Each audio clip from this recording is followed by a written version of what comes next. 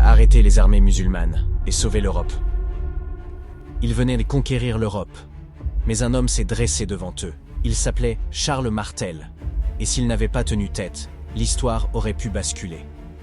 Il n'était pas roi, mais sans lui, la France, l'Europe, n'auraient peut-être jamais existé comme on les connaît.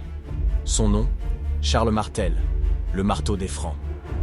Fils illégitime, enfermé, rejeté, il s'évade, prend les armes et écrase tous ses rivaux. À force de guerre, il devient maître du royaume, sans couronne, mais avec le pouvoir. C'est lui, l'homme derrière le trône. Pendant plus de 20 ans, il lutte contre les Saxons, les Aquitains, les Frisons. Il unifie, il consolide, il construit. Mais c'est en 732 que tout se joue. L'armée musulmane franchit les Pyrénées. Villes après villes, elle avance. L'Europe tremble. Mais Charles Martel se dresse comme un mur à Poitiers.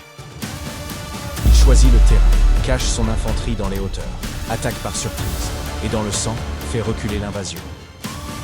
Cette victoire, ce n'est pas juste une bataille gagnée, c'est une fracture dans l'histoire. L'avancée musulmane en Europe s'arrête là, et Charles Martel devient le bouclier de la chrétienté. Mais son héritage va bien plus loin. Il réforme l'armée, prépare son fils, Pépin le Bref, et surtout, son petit-fils, Charlemagne. Charles Martel meurt en 741, sans trône, mais avec une œuvre immense. Il n'était pas un roi, il était le fondateur de l'Empire à venir. Plongez plus profondément dans les récits épiques de l'histoire. Abonnez-vous à notre chaîne pour ne manquer aucune de nos vidéos captivantes. Likez, commentez et partagez cette histoire avec vos amis. C'était Charles Martel, et il a changé l'histoire.